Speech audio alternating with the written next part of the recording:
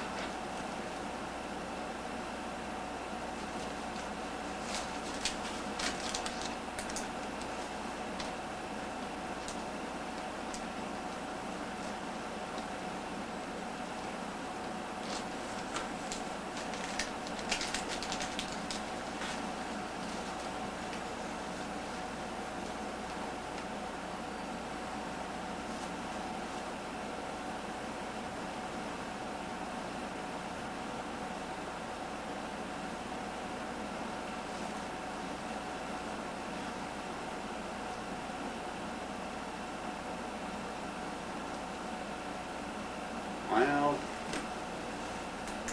let's see if we can still manage a limerick.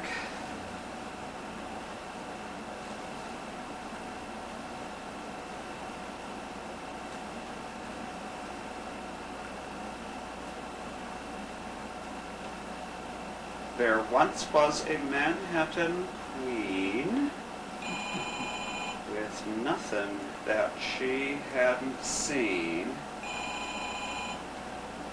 till they said, "No charades, you're a person with AIDS.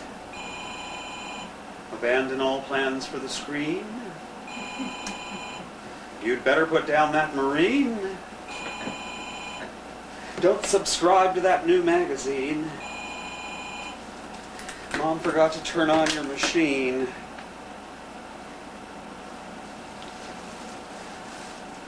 Okay, so I can't make great songs out of my little sorrows like real poets do. I may as well kill time with you. But be advised, if you're calling to tell me that you've got it too, save both our breaths. Just say ditto, kiddo, and let me get back to my beads. Bob. Well, of course you don't have it. Who'd give it to you? Except a good-hearted USO girl like me. Oh, and we were all over way back in the 60s, back when the word AIDS was usually preceded by the words American Military Advisory. How am I? Well, when I think of what I've got, I feel like shit. But when I think of how I got it, I can't complain. How are you? Yeah, I know you've called. I've always hated those Twilight Zone episodes where people have phones installed in their coffins, so I just stopped answering mine. This exception is not because I still love you, but because I've just written some hysterical last words and I want somebody literate listening if I croak while Mom and Sis are out at morning mass. Yes, they're here to identify the body, which millions could do in the dark, and to pray for the soul, the mind being unknown to them. You, I presume, have called to glean piquant detail for your next play of what it is like to die as I have lived, an unindividual socio-sexuological statistic. Well, here's a fairly poignant paradox for your next monologue. I came home from a rally for gay rights, only to learn that I had the great gay wrong. Oh, that's not a paradox, is it? No, it's an irony. That's what it is. It's an irony. It's one of life's little ironies. Like a Anita Bryant turning out to be right. Bob, don't try to answer back. Save your wit. Anything said to me at this point might as well be written on a decomposing squash. The brain is the first to go. Except for those portions dedicated to pain, which were apparently immune. Do I need anything? Oh, no. Wait, I think I might just have enough strength left for a comeback to that one. No, I don't need anything. I already have cancer, pneumonia, and my mother at my side. All the things that make life worth leaving. How's that? Come over. Oh, be serious. I look like Mia Farrow halfway through Rosemary's Baby. I want you to remember me as the Botticelli flower child I once was. God. I was the prettiest queen that ever paraded for peace, and now I'm something that ought to be burned after death. I was pretty, wasn't I?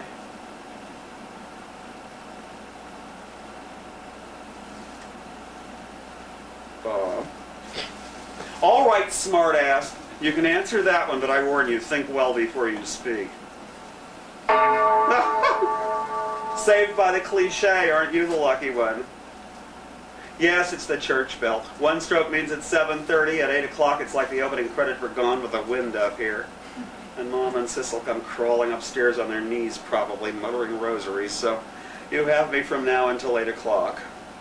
Or the end of time, whichever comes first.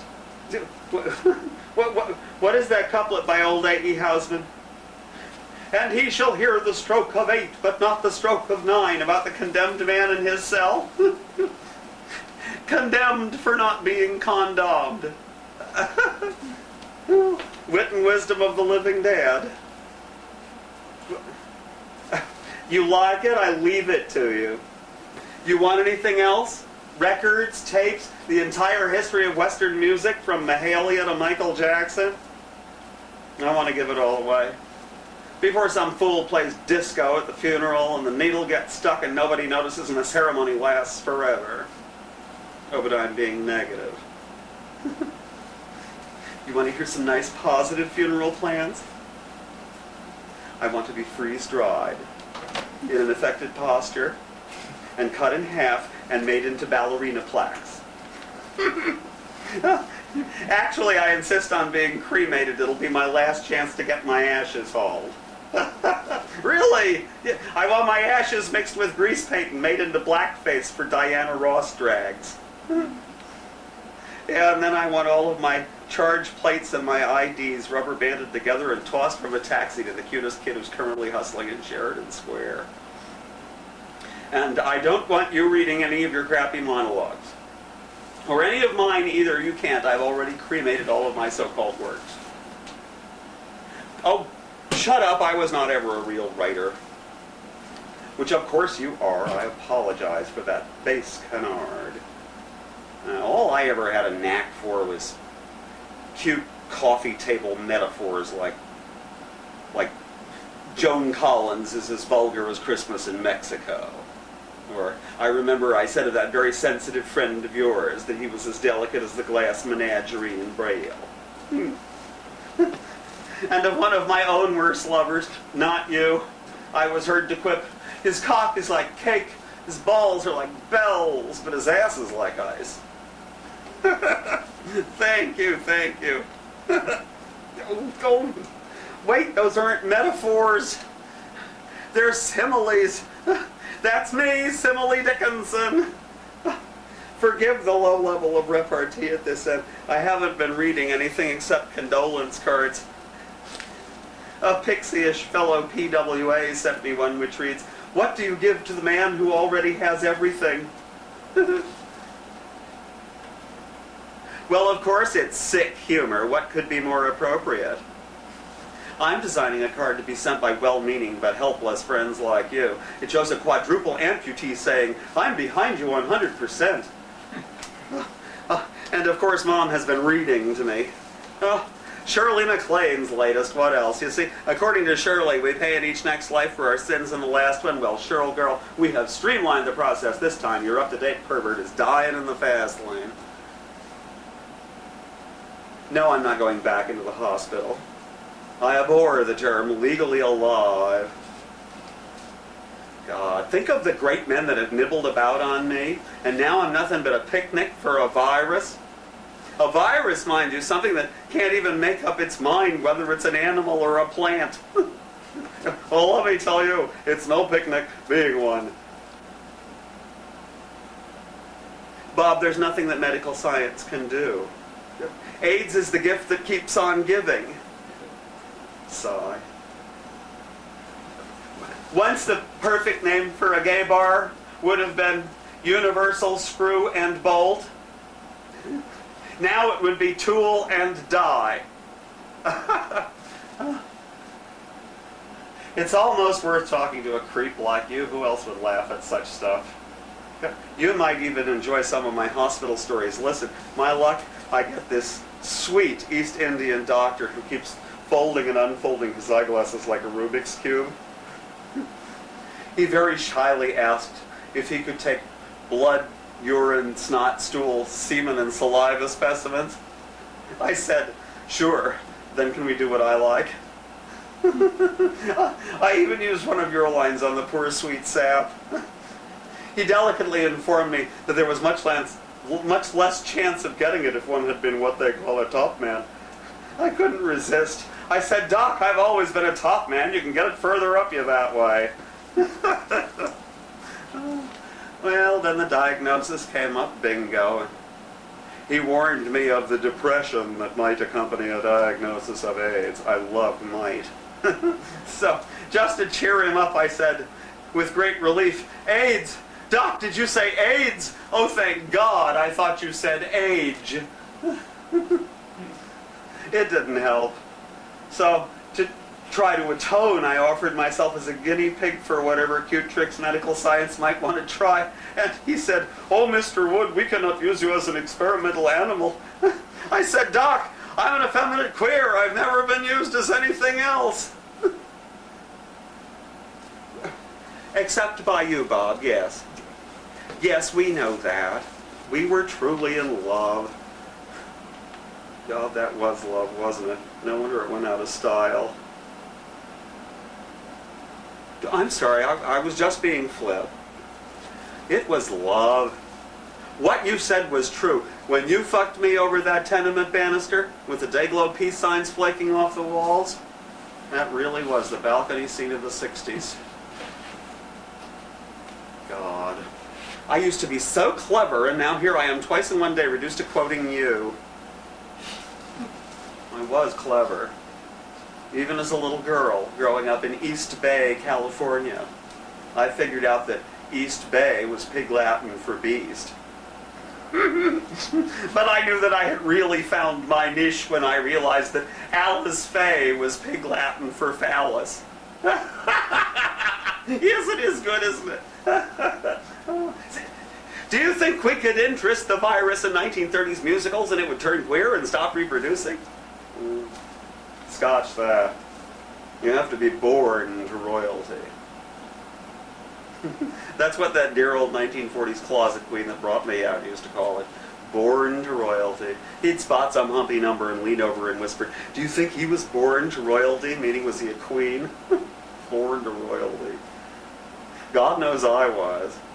12 years old, I rummaged through the biggest country western record barn in Central California and came up with the only Marlene Dietrich album on the West Coast. You have to be born with that kind of instinct.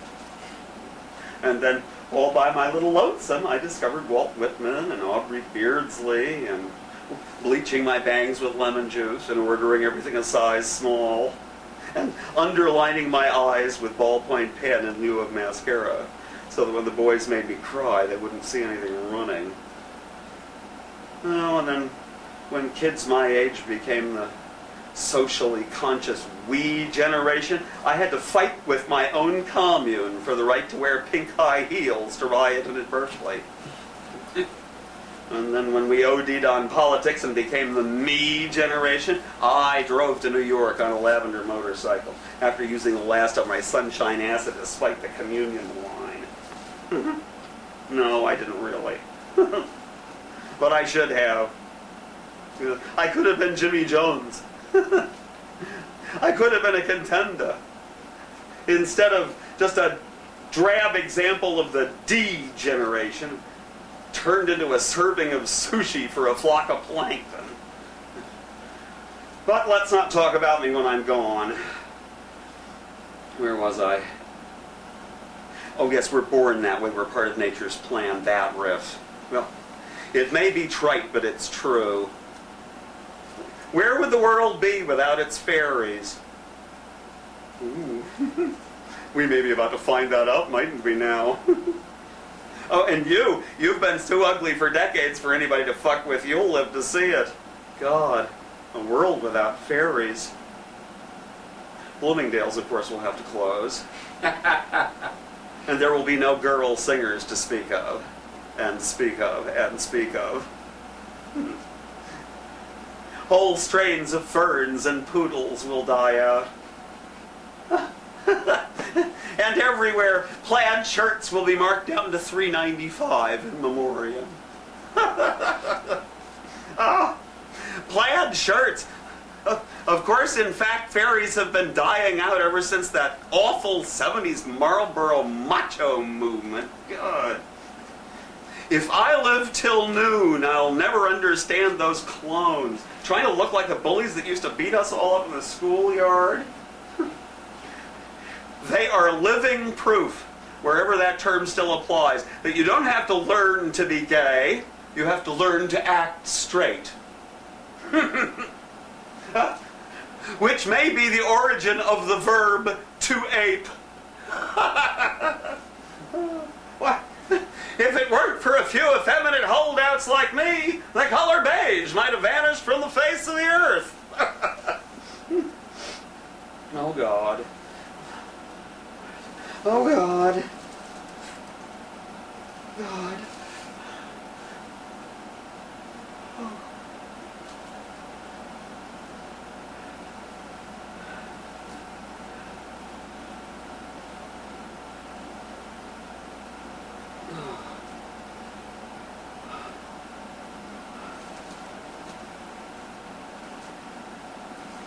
Yeah. Have you got a cigarette? Oh, give yourself a gold star, you noticed. Yes, Bob, I'm tiring myself out. Why shouldn't I? I'm not having an experience I care to prolong. Remember those fantasies of attending our own funeral? Well, it's not as much fun as we thought it'd be.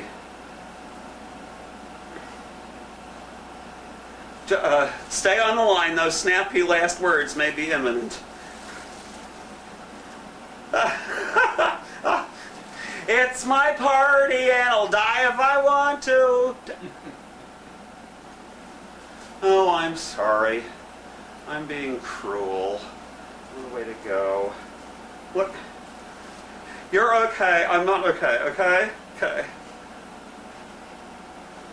Bob, I'm dying. Everybody dies, except for 2 unconfirmed reports from Bethlehem and Transylvania. Why does this take my generation by such surprise? Did we all think we were just going to go into reruns? What queen wouldn't be glad to know that she's about to lose all her weight forever?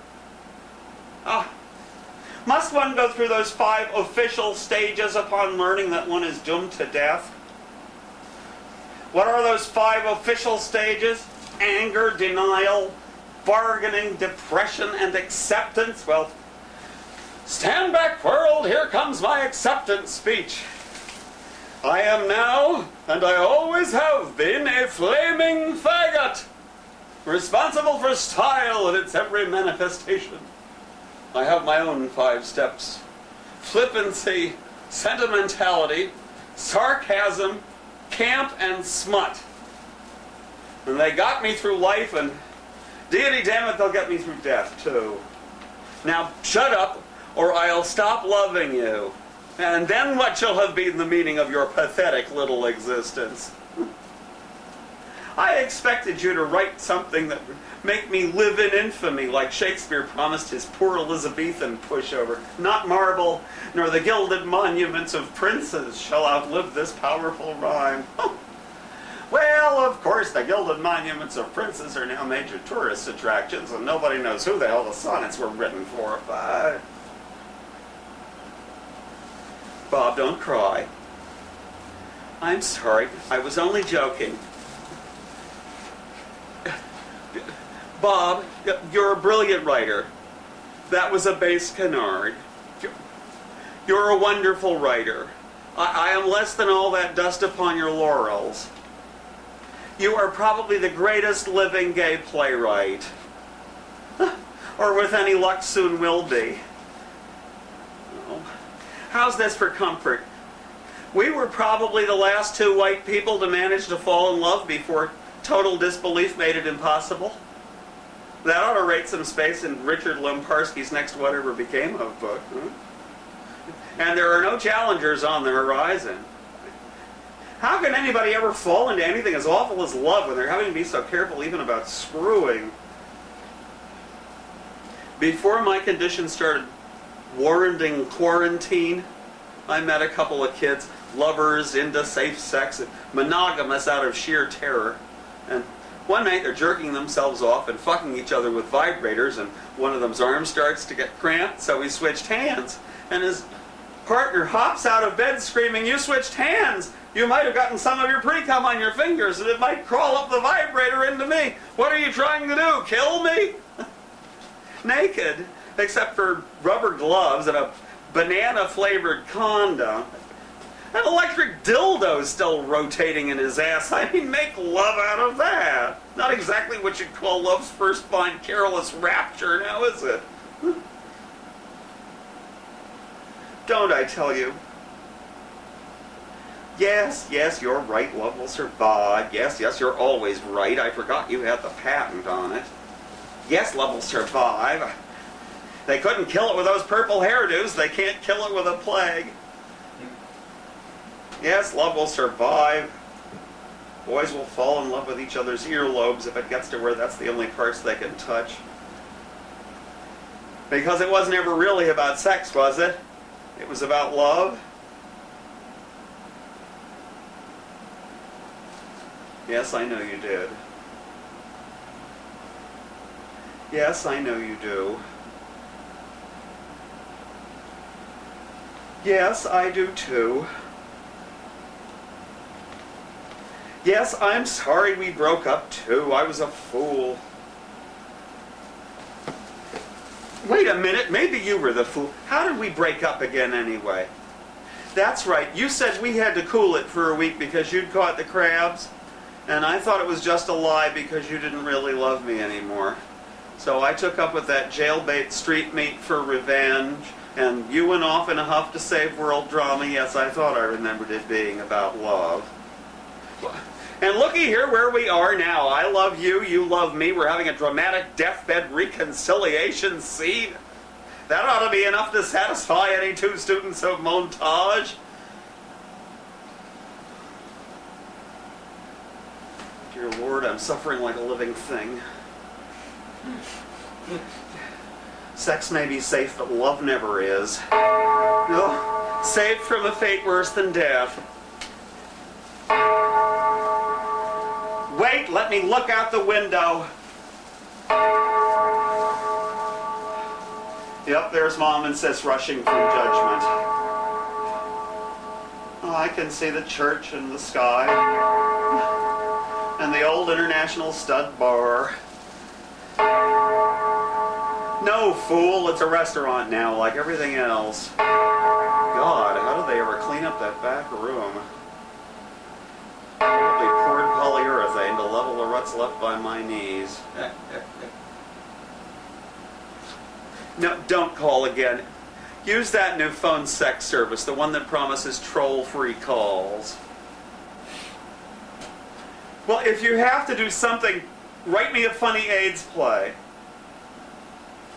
Sure you can. It's the biggest joke ever played on us, since sex itself. And with the longest punchline. I don't want you calling again. If God had meant us to be friends with our ex-lovers, he wouldn't have made them such creeps. Goodbye. I love you. Shut up.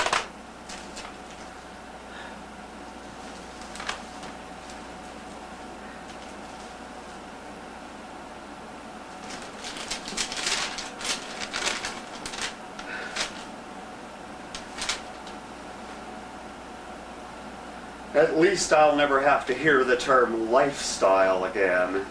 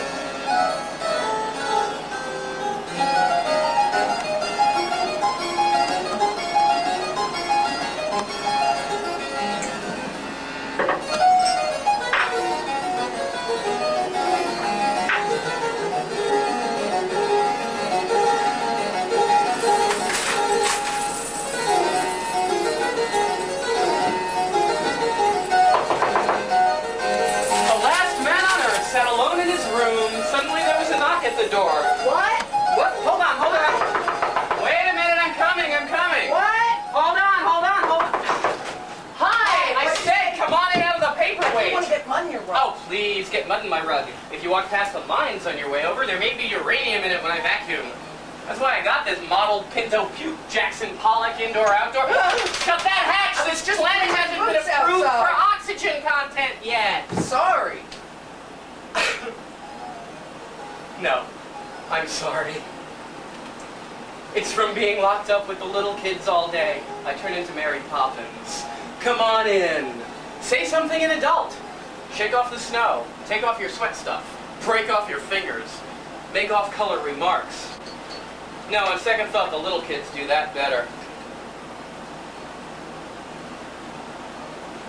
Here, this'll put mud in your rug. Oh, thank you. What is it? Cointreau. It's made from oranges.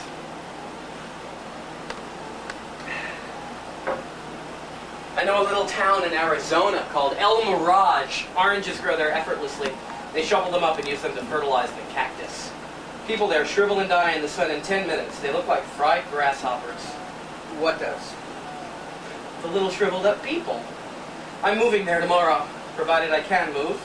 And provided that all of Montana isn't so snowed in that airplanes crash against the drifts. Did you ever eat fried grasshoppers? No. Did you? Once. In the middle 70s. That's years, not temperature.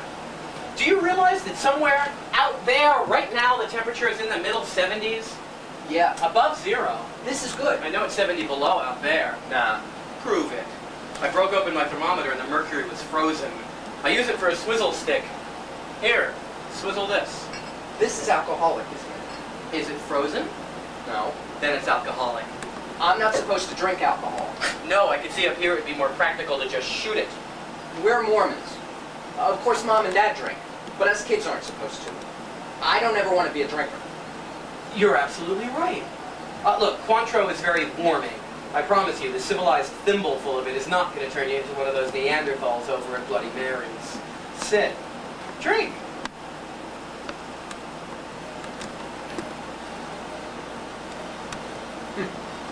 I didn't think that you would drink. Give you time and you will rhyme. There's our young poet. Gary, I don't drink in that overall way you're using the word. I like a casual Cointreau as an alternative to actually drinking antifreeze. But the one thing I swore when I first saw this lunar layout was that I was not going to let total intellectual isolation in an Arctic enclave of trailer house troglodytes start me drinking. Was that a complete sentence? I'll say. What's troglodyte? Cave dwellers. I'm sorry, I must be pretty insulting to your bailiwick. Environment, lifestyle, world. If you were, nobody'd know without a dictionary. Touché. And in Mammoth Foot, Montana, too. Still, I'm sorry, I can get pretty Georgia O'Keeffe up here. What's Georgia O'Keeffe? Lovely lady. Cranky American painter. Outspoken. Spells O'Keeffe with 2 F's. Paints New Mexico deserts. Here's an album of her work. She's an idol. She once said, I couldn't live as I wanted, or dress as I wanted, or speak as I wanted. I thought I'd be a damn fool if I didn't at least paint as I wanted. Words to that effect. I feel like her up here. So at least I talk as I want. At least here in my little space station. These are beautiful. Man, New Mexico really looks like that. Just like that. They call her an abstract stylist, but in fact she's a realist. You have lots of books, don't you? It's how I stay thin. I spend all my money on books. I don't know what I'm going to do with them when I go. Are you going? Going? Phone home? Phone home? No, I'm sticking it out. Believe it or not, I kind of like it here. Even with all the Neanderthals and troglodytes? You do listen, don't you? Yes, even with them, I like it here. Now my young poet, explain that to me. I don't see how you can stand it here. I mean, I used to think Mrs. Parisi was a heavy reader, but all she ever read was Howard Fast books, and I used to think that was real literature, because it came in so many volumes. Then I started to read those books she put out at the center, and they really blew my mind. Now that I'm busting a high school down in Butte, I'm finding all kinds of other authors, too. Did you ever read Dalton Trumbo? Only... Johnny Got His Gun. That's it! That's the one! That's incredible! That's the one I'm reading. Did you read that? I think that's incredible. I mean, amazing. Boy, whenever I talk to you, I always have to watch my words. But why? You You have such good vocabulary. I'm always aware when I use the same word too much with you. Like incredible. I mean, I use that word a lot. I've been looking for synonyms whenever I can think of it, attempting to increase my vocabulary. Word fun. Knowledge of words. You know. That's incredible. Admirable. Look, I'm really glad you're here. Mammoth Foot is really unbelievable. And we're really glad you've come. I just wanted to say that. Hell, this is the glib fraud blushing. Thank you, Gary. Would you like some coffee or hot chocolate? Yeah, sure. Whatever you're having. I'm having chamomile, actually. What's that? An effective little tea. I never used to drink it, but since I came up here, I find them drinking chamomile and Cointreau, reading Benedetto Croce, doing all sorts of things I never used to do. Are you going kind of crazy up here? Lots of people do. No. Well, yes. Well, partly. I guess it's a reaction to that Cinerama Dome bleakness out there. The soul thirsts for color and flavor and detail and complexity. Yes, God. You should see all the Neanderthals and troglodytes carry on whenever they get a new jukebox down at Bloody Mary's. Right, when I first got here, I found myself watching color television for hours. When you can get decent reception. Oh, even when you can't. Just the color flakes.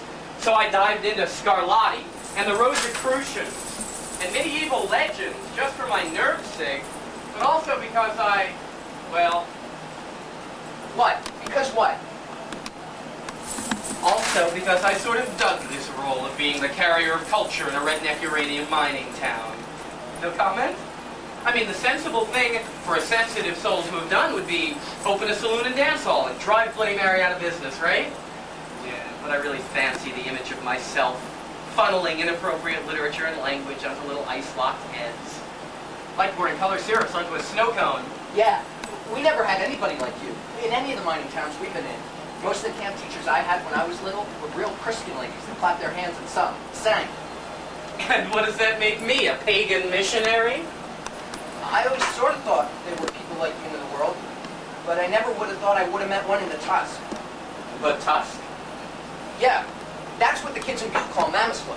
The Tusk, because of the mammoth they found there. Did you know that's why it's called Mammoth Foot, named Mammoth Foot? Because they found a whole mammoth, nearly whole, here in the pits. I wonder they didn't just call it the pits. Yes, I heard about that. It was ugly. You should have seen it. It was missing a back leg and the other back foot, and no one knows why. And they came and dragged it to somewhere in France. I wonder that you didn't stow away inside. I never thought of that. That would make a good story. You stowed away in a hairy elephant carcass. Right, living off of mammoth meat. Studying French from a Walkman tape. And rattling the ribs like jail bars, yelling, let me out, I'm not a Neanderthal. You should write it. Yeah, maybe. I could. Except I don't know anything about France. Invent it. All I know about France is anything I've ever seen on TV. And they don't usually much tell the truth about things, do they? Things. Right, vocabulary. Well, no, I mean about how people live and what people really do and how things, people, places really are. Taken all in all, I don't believe they habitually do. No. No. Have you been in France? I was in France for precisely 1 week. Christmas week. Long ago. I have heard the bells of Paris ring on Christmas Eve. I worked with a little theater company on a street where all the houses leaned to the right. I lived on a little street called the Rue Plaisance, which means nothing more romantic than Park Street, off of the Place Contrescarpe.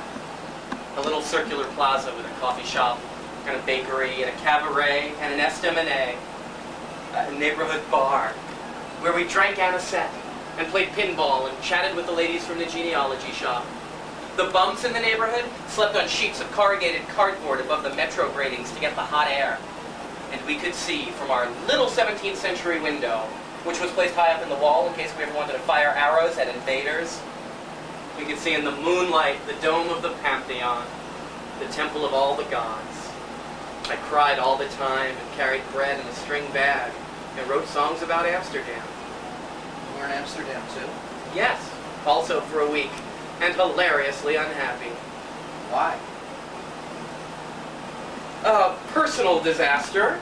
What were we talking about? Oh yes, you, living off mammoth meat and being discovered during dissection at the Institut National des Zoologies. Were you carrying culture in Paris and Amsterdam too? A person would have to learn to be very careful what he said around you, wouldn't he, you snow cone-colored mockingbird? No, I wasn't carrying culture. Not French culture for sure. Maybe a backpack. Or a pock-bock.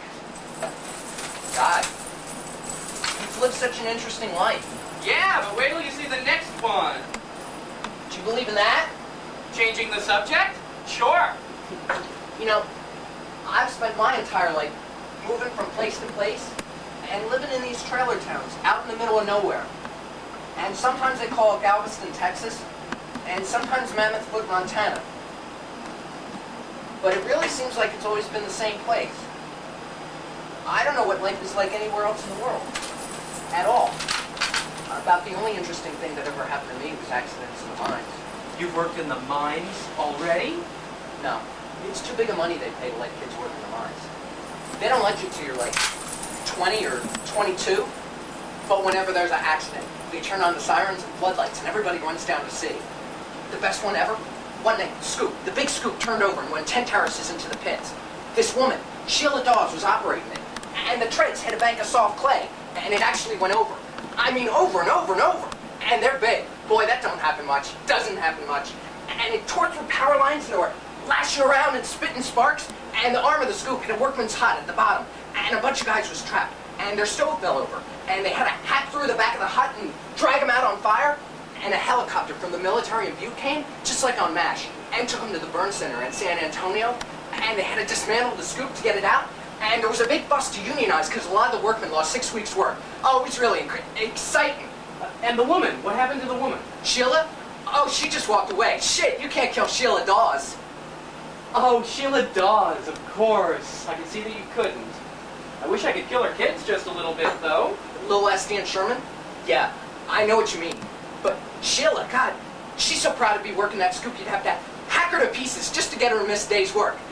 Anyway, that was the single most exciting thing that ever happened to me. And it didn't even really happen to me, did it?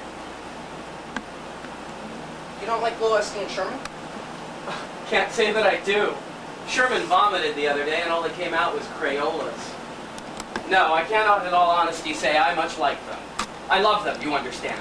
They are little minds to be formed, and my job as a teacher is to form little minds and start them on the road to being adults I will like. I suppose with the Dawes boys, my greatest fear is that nothing I can introduce into them is going to make their minds I might like.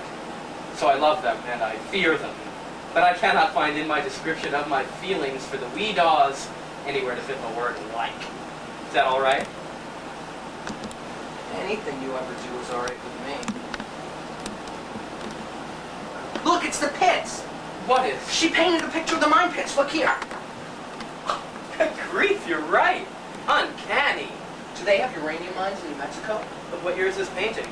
No, not then. Actually, that's an abstraction called White Rose. But it is the image of the pits, isn't it? Now, how could that happen? Happens with that witch all the time. That would warm her egotistic old heart. Her greatest lust was for universality. You know her? No. I feel like I do. See, I too grew up in a small town. In Tennessee, would y'all believe it? Books were my only friends too. People like Georgia and W.H. Auden and Plato and Eartha Kitt were my only contact with The world outside? no, with the world around me. I couldn't understand why everybody didn't want to read them, hear them, whatever. They explained the world around me to me. But Plato seemed to be speaking directly to us, and the hillbillies and the preppies in the little boys' school around the tracks. Georgia never painted our wildflowers, but her paintings of birds of paradise made me look deep into the hearts of our bluebells and spiny thistles. Auden wrote about European decadence, but it seemed to apply directly to the fears and the prejudices of the people all around me. Eartha sang about suicidal love affairs in Paris or Turkey, but it was exactly what I was starting to go through with my life and things. There were these throbbing, universal patterns connecting the world around me to all of these printed, painted, warbled lines. But when I showed them to the people around me, they all said, "Well, so you're interested in all that foreign stuff?" Foreign. Printed, painted, warble line. Wow. So you were lonely too? Not at all. Bertha and W.H. and Plato and I all had some fine old times. Georgia, of course, was always a little bit standoffish. But you did want desperately to get out. No, I can't say I particularly did, no. Huh? But you did get out. Yes, but I didn't want to. I felt needed there. I was gently squeezed out by my very difference from the existing system. And I set out looking for somewhere where I could feel at home again. And you've been all over. Hardly anywhere, really. But you went to Paris and Amsterdam and New York? Well, mostly New York. But God, even that. Wow, to see that. And what in land's sakes are you doing here? Land sakes? Lawsy! I ain't never heard no one exclamate no backcountry ejaculations like unto land sakes, since as how and when I up and emigrated from them piney bluebell hills. Pit Supervisor Bobo used to say it. Used to? Yeah, he got chewed up by a Caterpillar dump truck. Bobo. Dutch name. Land sake. Pit. Pit supervisor. Snow cones. Caterpillars. Crayolas. Scarlatti. What am I doing here? Yes. I am having fun. Right. Cooking squab. Teaching grade school. I taught them Eskimo legends and Aubrey Beardsley today. Match that. Eskimo legend? Damn tootin'. Rain is made by the wife and the son of the old man in the sky. He wets the bed, and they wring out his mattress. And snow? I've not come across an Eskimo explanation for snow. Perhaps they take it for granted. I can make one up. Pass it off to a whole generation as genuine Eskimo folklore. Wow, the power! And what's Aubrey Beardsley? No mean myth maker himself. English artist, Art Nouveau, black looping lines over clean white pages, like the power lines leading down to the pit. Here he is. And the music? I heard a record of some old man singing when I was outside the school docks today. That was Marlene Dietrich. Where have all the flowers gone? Anti-war song sung by an aging movie queen on Broadway. That's it. That's the one. You've got good ears. Hey, what were you doing hanging around the school today, eavesdropping on music like some Carson McCullers character? Weren't you at school in Butte? I stayed home special today. To do something. Well, you should have come on in. It was a very eclectic day. I also gave them some Mother Goose in geography and math, and very strict on math. And some Peruvian counting out games. And a chapter on Egypt from H.G. Wells' Outline of History. Is that great? Well, factually somewhat superseded by subsequent scholarship, but philosophically always subversive. My God, these kids are going to leave Mammoth Foot knowing that there's several kinds of worlds out there. You know what you are? You're a godsend. You really are. These kids are so damn lucky to have you. I wish I could have you. Could have had you. Well, that would be, have been nice. But you've done fine on your own, Gary. All those trash novels you've read and that religious muck, to wonder what you've made of it. When did you read Khalil Gibran? My mother's friend in Utah had it. Mrs. Don Levy. How did you know I read Khalil Gibran? Oh, the tone of that poem you wrote about the funeral. It's pure Gibran. Is that bad? Bad? No. What? Oh, no, it's all right to imitate anything while you're still groping. You took that whole awful, gummy style and elevated it with real feeling. That device of having the elements rather than the people address the preacher, very touching. It's probably not very good, though. Oh, who cares? It's you. Here, let's see. Oh, this passage here. And the wind said, "Speak to us of love." And the preacher said, "How can I speak of love to you, who are all one, mixing up with each other, all around the world? For people are all each one alone, and only dream of mixing, and that dream is love. Forget asking to be told of love. Forget asking to be told of dreams you will never need." And the minister beckoned and ordered the coffin closed. That's wonderful. It has some tone. It really is. It can't be very good. Oh, well, of course you need more color words earlier. And there's some annoying blips in your vocabulary, like mixing up, which breaks the tone. You probably wanted, melding or combining or some such word. And the whole thing is too long and uneven. But, oh, the hell with vocabulary. It's wonderful. Thank you for it. But it's not a real poem, is it? Real? Hey, how old are you? 17. A 17-year-old boy tells the primordial elements they don't know nothing about love, and you ask, is it real? God, the audacity. But it's not good enough to show anyone. Oh, if you want to quibble, it's probably not publishable in its present form. And the Nobel Prize Committee is not just getting ready to send you a round-trip ticket to Stockholm. But if you want a realistic assessment of your possibilities, I could probably drop you among the Maori tribes of New Zealand. You'd be the hot new witch doctor in 2 weeks flat. God, they'd say, have you seen Gary's new rain dance yet? It's divine. But what I mean is I'm not a real writer yet. Look, Gary, why don't we arrange a reading of your poems in the school box? Have your own people come hear you read, the people you come from. They'll tell you if you're a real writer yet. You never get them out of Bloody Marys and into the center for a poetry reading. They don't understand poetry. What are you talking about? They all write poetry. Already I've had stuffed into my numb little hands.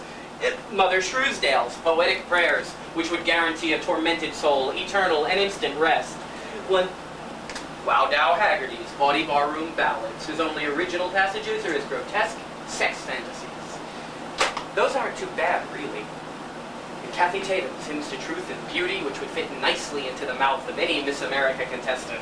This glacial halfway hell is beslimed with paralyzed poetry. And here I unloaded another bunch on you. God? Oh, Gary, your poetry lives. It purrs and cries and grumbles and ponders and lives. I should never have showed any of them to you. I knew it. I never should have. Did you read any of the other ones? Sure, I read them all. I especially like that one about writing help in the snow with stones and having the letters slowly covered by drifts. There's 2 of those. Yeah, I can't say I liked the image of the mothership coming down to take you away from all this. Wrong generation, I guess. I hated that movie. God, when I was in Utah, I rode all the way to Salt Lake City to see it. It's no good? Oh, I didn't say that. I said I didn't like it. But you know so much. Oh, look, Spielberg's cutting makes me nervous. Obviously, it works for millions. Don't make me your movie critic. I like your poems, okay? But see, I want them to be good. Well, keep working at it. If nothing else, you have a very interested one-person audience. What do your teachers in Butte say? I get A's in English. Well, see, there you are. You've got 2 audience. I don't show her my poems. She's so dumb she gives me A's. I don't show anyone my poems. Just you. Oh, I see. Gary, I'm flattered. I'm honored. I really am. Please don't be upset if I'm not crazy about every one of them. All poems aren't necessarily for all people. But see, that's what I dream of most. Having them reach all people. God, scripture for a new millennium. Like Georgia, a passion for universality. Incredible, admirable, swell. Here, take the Georgia book and read the text. Maybe her story will encourage you. Oh, thank you. Very much. And when I'm through, I could come over again and bring it back? No. Keep it. Here, I'll inscribe it to you.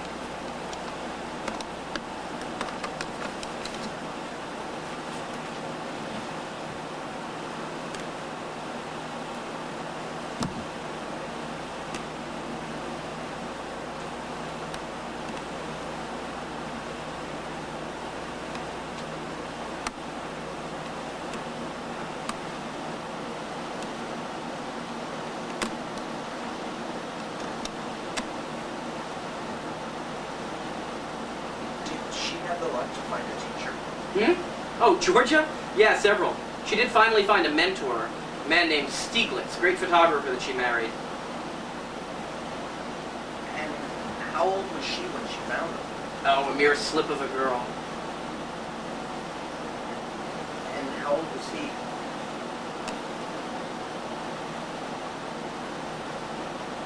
Ancient and doddering and ultimately dead. Here, to make up for me not understanding the mothership. Oh, no, don't read it now. Read it at home. Okay. If that's what you want. It's been wonderful to talk with you. I just want you to know that.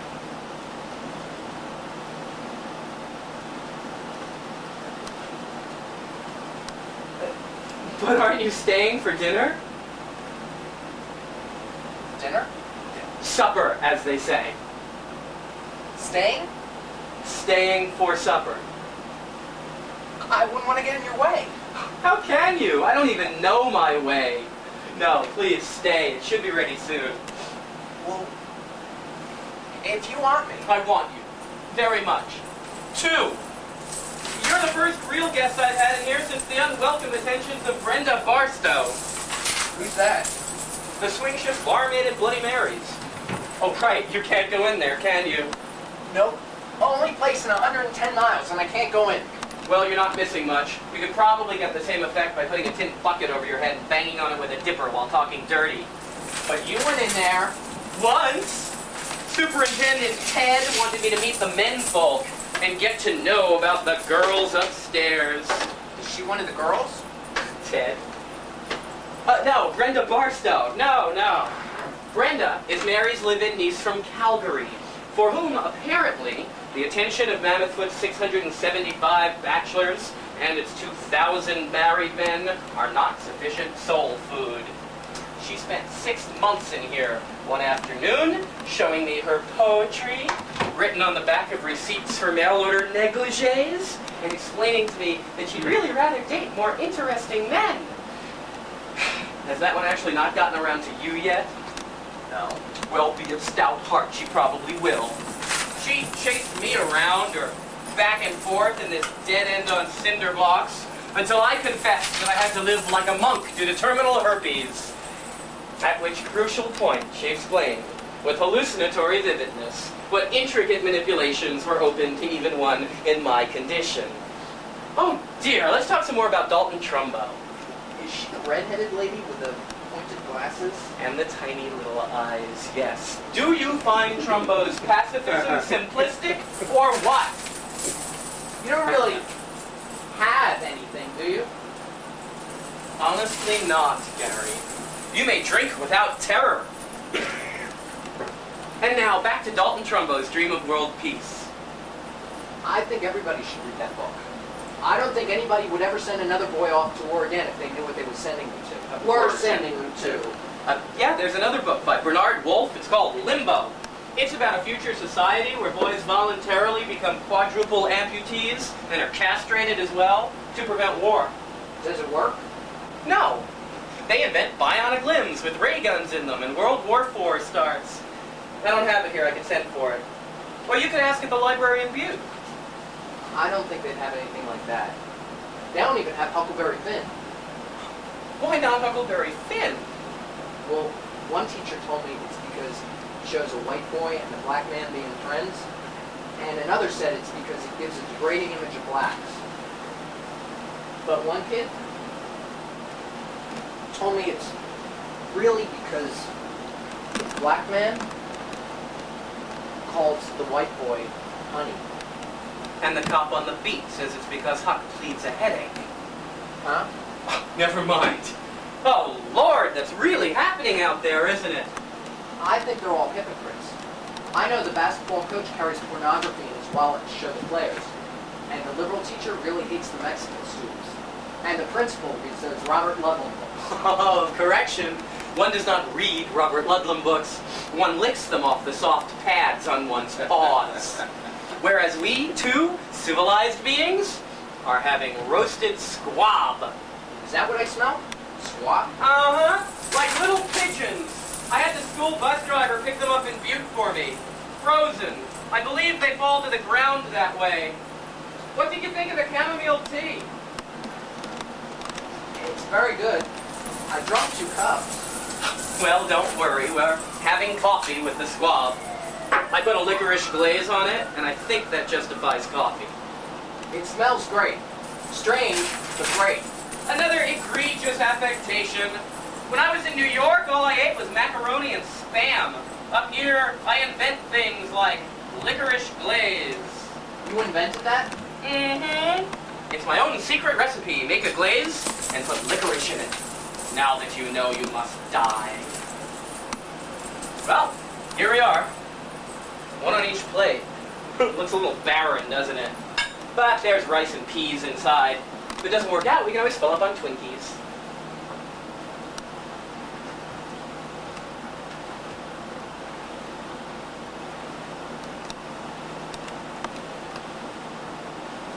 Do you know how to eat, squab? No. It's great fun.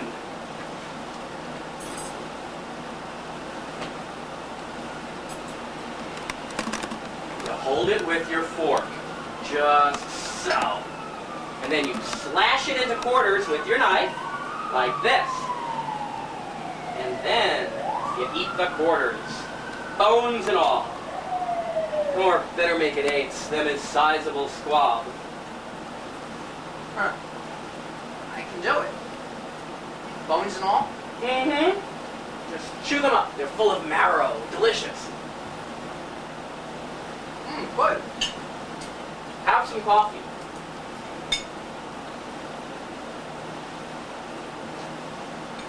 Hey, it's good. Really good. Did you doubt me? Hey, it is. You really are a cultural carrier. Don't scrape your knife upon your plate, Gigi. Gigi. Uh-huh. 1950s musical where I first saw this bird cutting trick. Only Isabel Jeans fed Leslie Caron larks. Gigi is a bright little girl getting lessons in manners and deportment from a tired old whore. I never saw that. I love those old movies. You dream of motherships coming down to take you away from all this? I used to dream of dancing out of Bell Buckle, Tennessee with Fred Astaire and June Allison. So you did want to get away? No. But I would have followed Fred and June anywhere. Are any of those ever on TV that you know of? If they ever are, I'll have you over. Okay. We can watch them dance away in the snow. What movie is that? Any movie. Sometimes I turn the TV to face the window, and by reflection you can see the colored figures moving out there across the lone and level snow. Reception's no good. No. I'm afraid most often it looks like messages from your mothership.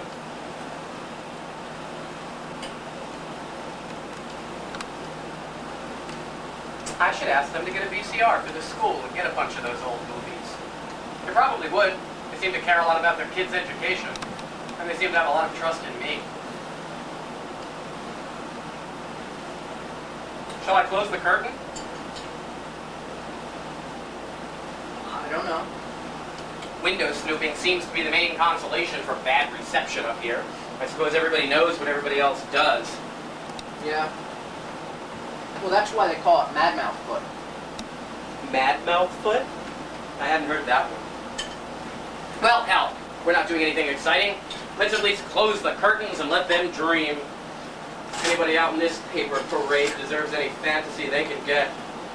That's what the snow looked like to me when I arrived. A torrent of confetti flung from heaven in honor of anybody brave enough to come to Madmouth Foot. Hey, there's your Legend of the Snow. Why, pat my back hair, so it is. Well, see, here we are. Myth-making Olympians under the Aurora Borealis. I make the legends, you write the poems. And Barry Manilow writes the songs. Right. Wrong. Right, but wrong. We could cut off the roads, camouflage the roofs, and make a whole new culture up here, we too. Wouldn't that be fun? How about Barry Manilow wrongs the songs? On second thought, I'll make the culture alone. You can build the pyramids. Do you want some chocolate flan? Is it alcoholic? No, Dumbo, it's a Mexican custard. Aren't we gonna eat anything American? Hey, listen, next time you come over, I'll probably be in a down mood and feed you low-cal frozen waffles by Aunt Jemima. You know her? Here, thrust this in your face.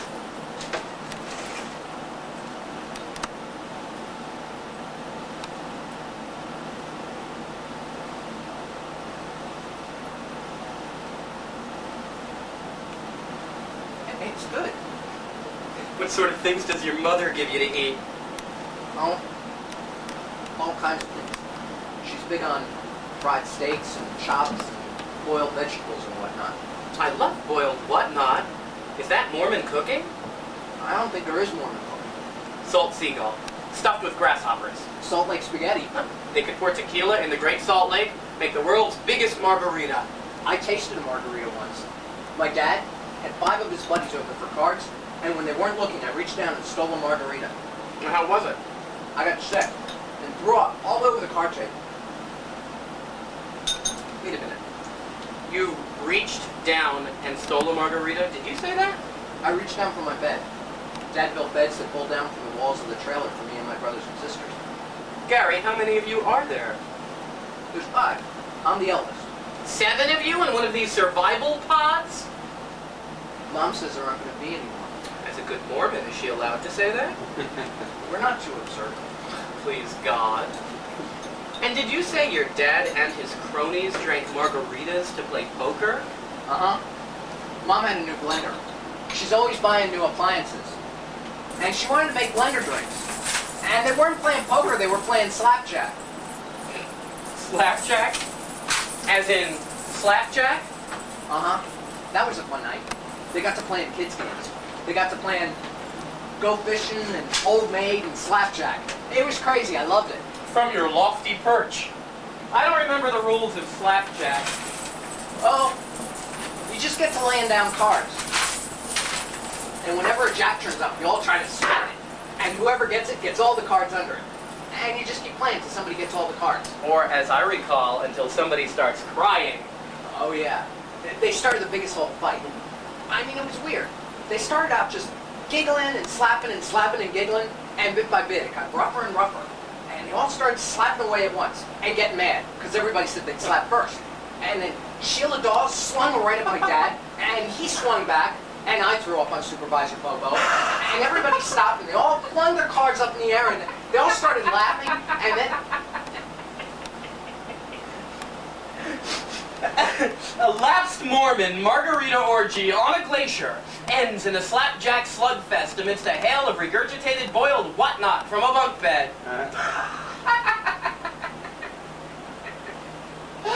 Oh, God, Duggar, you should be here. Why? What's so funny? Who's Duggar?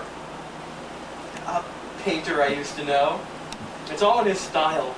He once painted a mural in a taco joint in Tucson, A Baby's Birth. The composition was all joyous arcs. The woman splayed legs, swathed in bloody sheets, spewing out babies that were being waved in the air by dancing doctors, while umbilical cords, like crepe paper festoons, completed the abandoned patterning. It sounds wonderful. It was. They gave him free tacos for weeks. For painting it? For painting over it. Too many people were losing their tostadas. So it was lost. Indubitably. So was Duggar. He should be here to paint your pacifying bunk barf. Jesus, everybody does go crazy up here, don't they? Yeah, they do.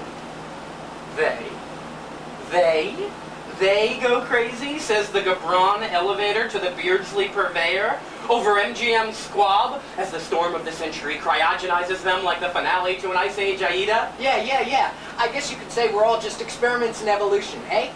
I reckon, Aida. You want one more Cointreau before we close the kiddie section of this Red Cross tent? Okay. As one experiment of evolution to another. Cointreau! Isn't it amazing that an entire province of France can support itself just by purveying rotten orange juice? Experiments of evolution. That's what we are.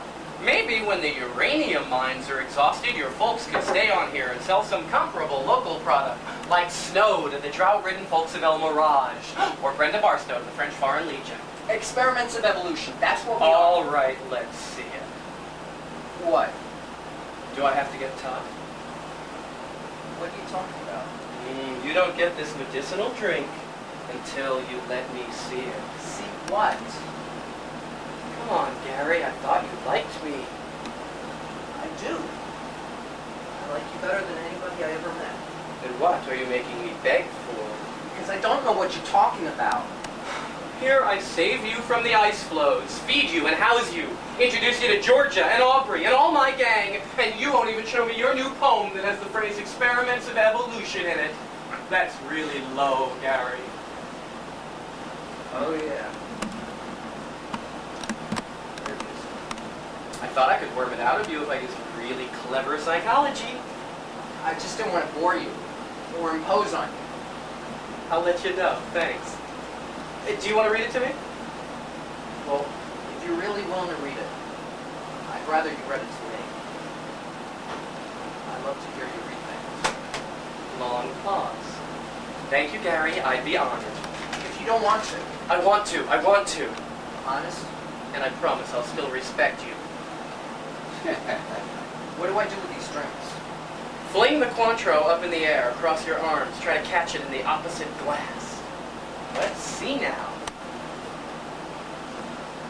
There must be some explanation for this icy isolation. In this crystal clear solution, are we just the big pollution? In this petrified ocean with circles the only motion, and only a fatal convulsion allows any expulsion. In this stationary station where there isn't even stagnation, from which to get an extraction requires great intellectual action, where to get into life's commotion requires some really brilliant notion. It hits like electrocution. We're experiments of evolution. Well. The last verse is silly. Oh, it's forced, not silly. As if you thought of it first and couldn't wait to get to it. It's wrong. Oh, it's forced. It sounds awful. You spelled stationary with an E. Oh, God. Oh, but then the snow does look like blank writing paper to me. I took it to be a deliberate pun. I can't even spell. Sometimes you get lucky. It's just gibberish. Oh, it could be just your first sketch. It doesn't even make sense. Oh, it does if you're here. And that's wrong, isn't it? Oh, look, it's a little uneven. It's not even good English. The stylization isn't consistent. I never should have showed it to you.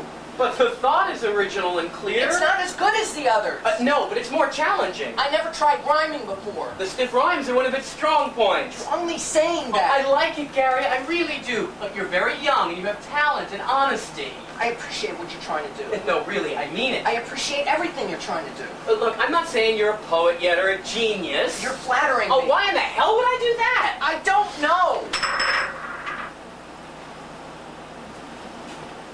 I just wish I was worth all the trouble you're taking. Gary, I don't know if you're going to be a poet or go further or get published or any of that. Only immense concentration and dedication can correct your literary faults. And only God can make a tree. But your work shows thought and compassion and scope and hope. And if the purpose of poetry is to make someone else see and feel the world as you do, then your poetry has done that for at least one person, me. And if you keep on at it, you may do that for more people. You've certainly made me see this place differently, for which I'm very grateful. And you've made me look at you differently than I might have done otherwise. You've made a stranger feel less lonely in a land you've made less dull. Will you settle for that now and be happy? And be willing to wait and work a while before the golden bowl tips over and bathes you in the wine of immortality? Oh my God, this is a place beneath savage. A place whose inhabitants can't even grow their own grain, but depend on magicians who fly in with bread and out with magical cargoes of deadly dirt. And somehow, out of it all, you're pulling poetry. Do you know what a great gift that is? You're only an embryo. Every embryo is a miracle. You're a miracle. Quit criticizing your gestation. Wait till you're born to decide whether to like yourself. Can you do that? Huh? Can you wait till you're born to have problems? Huh? I like your poem. I don't know what to say. Say thank you. Yeah, I guess. Thank you. You're so rare. Me? You have all these books full of great things I never heard of. And you could be out there, anywhere in the world, with terrific people. I know you're only being nice to me, because I'm the only person here like me. And you probably wouldn't even talk to me anywhere else, or notice me. But it feels so good anyway. Gary, even if you weren't the only poet in the world, I promise you, I still like you. It's true, anywhere else I would have been a lot less likely to get to know you, and I'd probably be much busier than I am here. But can't we have this moment, where by whatever chance we're all each other has, and we're good for each other, and not let the fact that it might not have been or might not last forever take the pleasure out of it for both of us? God. What? Somebody said the same thing to me once, more or less. Where? In Amsterdam? Thank you for your poem, Gary. Let's break out another pot of tea.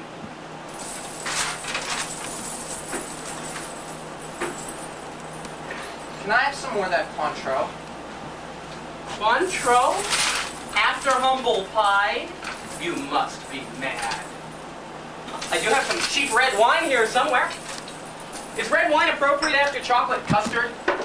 Does the spy satellite have any directives on good taste surveillance? Will we be bombed? I think I am bombed. Well, if that's the level of wit around here, we won't fret about propriety in wines. What's Spy Satellite? Is that the one that can read a newspaper from 15,000 miles? Yep, and me starting to need glasses. Here. Hey! You can't have wine. You're 17. How old's the wine? Oh, Christ. All right, you may have one glass of plain red wine, which is, after all, the table water of France. Or do you already drink and take drugs and kill and rape like the kids in the popular songs? Nope. There's no place to do that here. But in Butte, some kids do. All of the above? Well, I know there's a big drinking problem in the school. Town kids come into early morning classes drunk. I mean, really drunk. There isn't a drug problem, though, as far as I know. I mean, they have drugs. I just don't think they have a problem. I have drugs here, too, especially among the workmen. Oh, but I suppose you know that. Yeah. Some of them say they couldn't stand to work any other way. I'm scared of them. The workmen? The drugs. Well, stay that way. You've got a good brain. Don't fricassee it in the shell. Love will do that for you soon enough. Why? If you are a poet. Am I? I am not the one to tell you that. Who is? I am the one to tell you that I am not the one to tell you that. I don't think I'll ever be in love.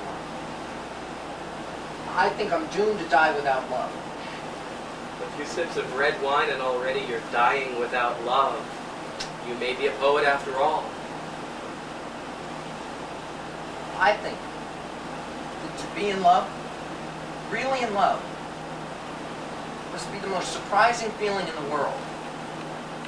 To know one person whose soul you can eavesdrop on, knowing that nothing you see or hear will appall or astonish you, and to know, without thinking, that they too are overhearing you and thinking nothing of it.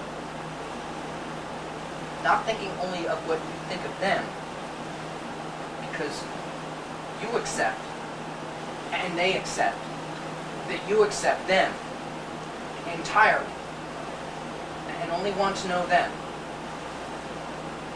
but also not thinking of what they think of you, because you were for once not thinking of yourself,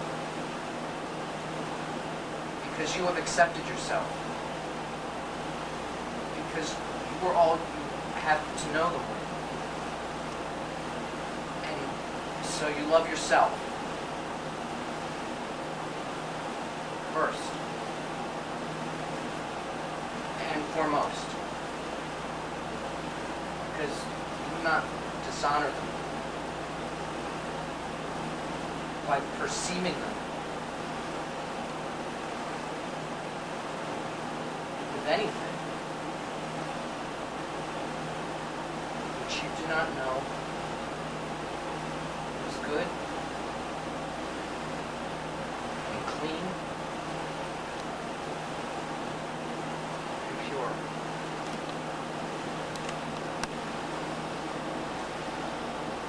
So sang Plato. So Sappho sung. So since Dante he might sing, and all the Inferno gone through. So from her balcony Juliet sang her Romeo song. And so by memory Orpheus found his tune, remembering in his art his song, ere he wronged sweet Eurydice.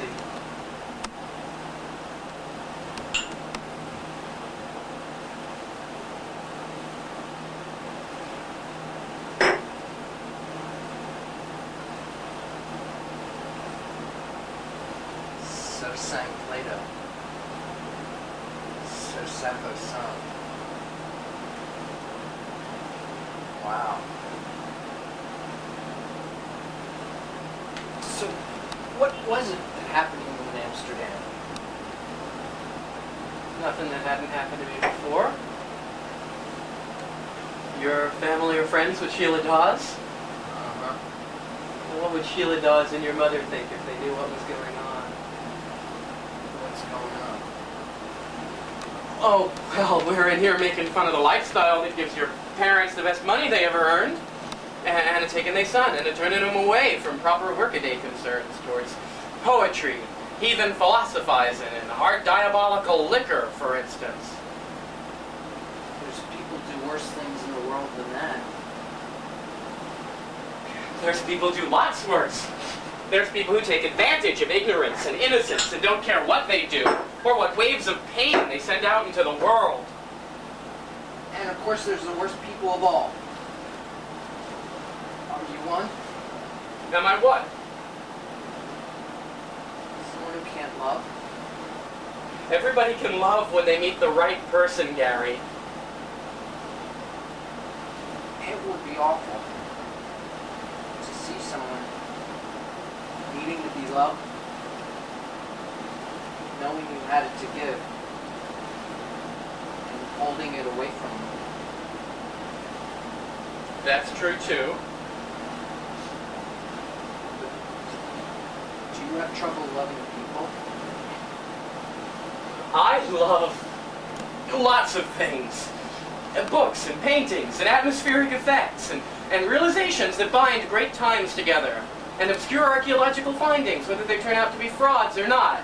And learning and teaching and good food. All food, really. I'm a pig.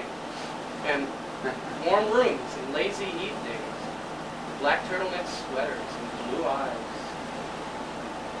I hate stupidity, though. I really do. Well, there's this play here. I found it in a basement theater in New York. It's a wonderful play, a crazy play. I wrote the author. I'd like to use it in one of my classes. And her agent, do you believe it, wrote that she'd have to have $1,500. And I'd have to fly the author here. And the damn thing is never going to get done anywhere. You're saying what you love. Say some more about that.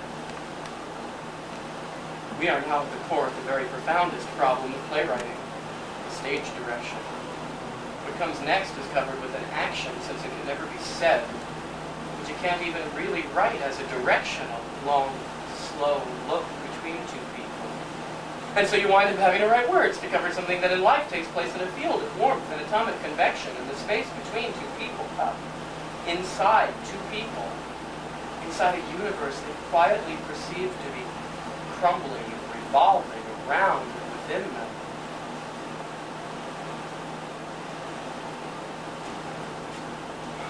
Black turtleneck sweaters, I said. And blue eyes.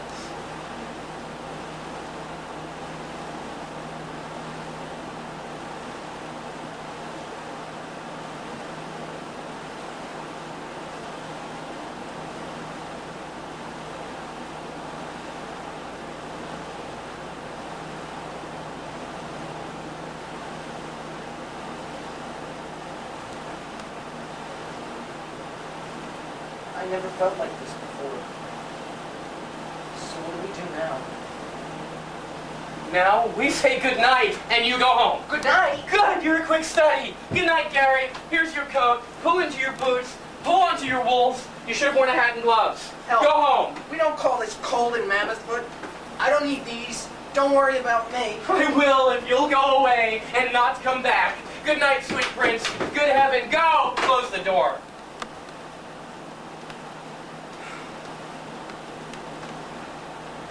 Open the door. Come back in here for a minute. I forgot my book.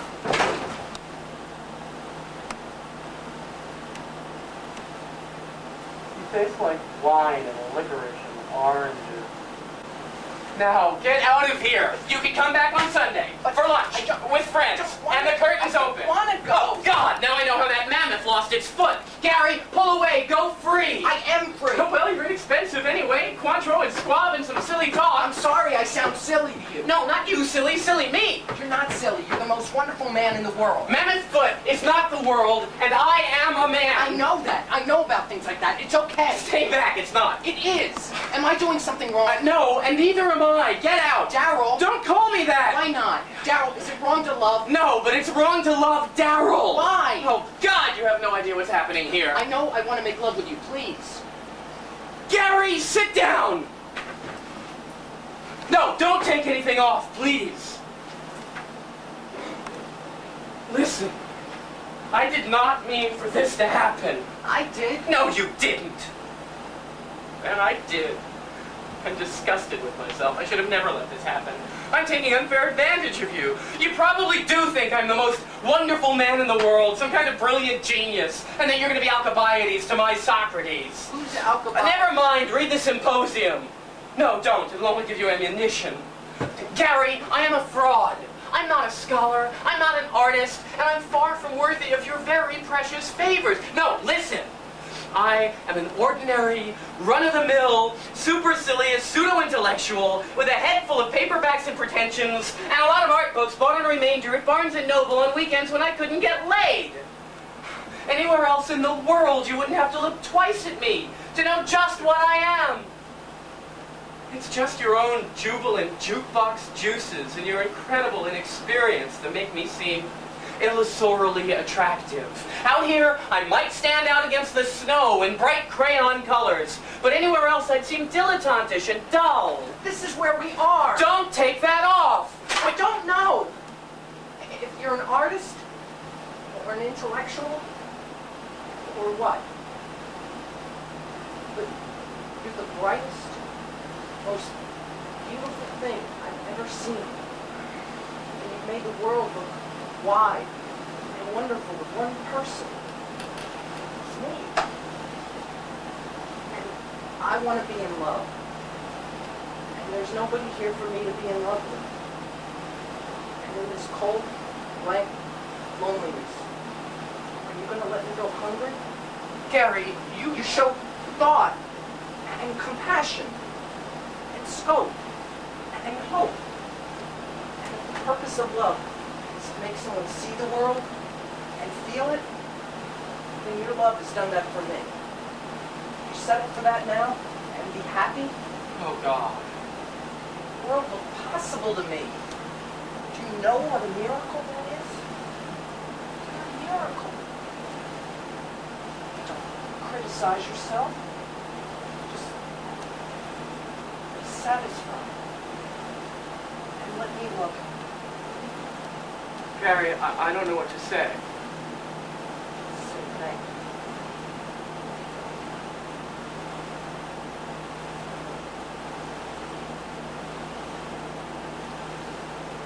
Thank you. Now say, you're welcome.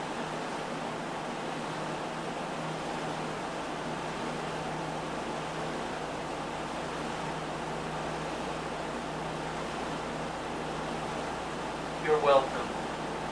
I know I am.